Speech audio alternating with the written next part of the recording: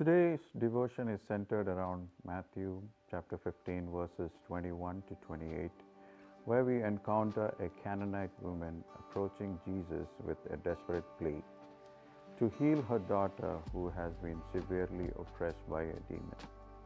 At first, Jesus responded with silence. What stands out in the passage is the woman's persistence. Despite the silence, she does not give up. In verse 25, we see her kneeling before Jesus, crying out, "Lord, help me." Her posture shifts from a mere request to an act of worship. Jesus' response may seem surprising, even harsh, when he says, "It is not right to take the children's bread and toss it to the dogs." When we read scripture, it is sometimes difficult to discern the tone, whether his words were spoken sternly or with compassion. Yet what we do see clearly is the woman's humility and unwavering faith. In verse 27, she responds, "Yes, Lord, even the dogs eat the crumbs that fall from their master's table." So what does this passage teach us about the faith of the Canaanite woman? First and foremost, a divine encounter. Jesus journeyed to the Gentile cities of Tyre and Sidon, seemingly for a single purpose, to meet this woman of remarkable faith, reminding us that our God is a God who meets us right where we are. In verse 28, Jesus answered, "O woman, great is your faith, be it done for you as you desire."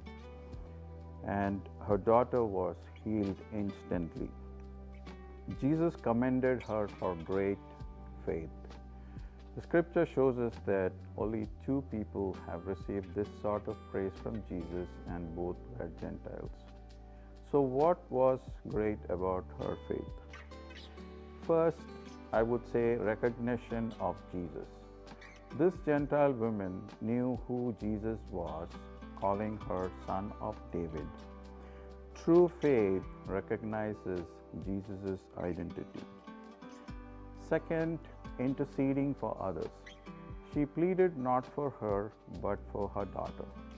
True faith moves us to carry the burden of others in prayer.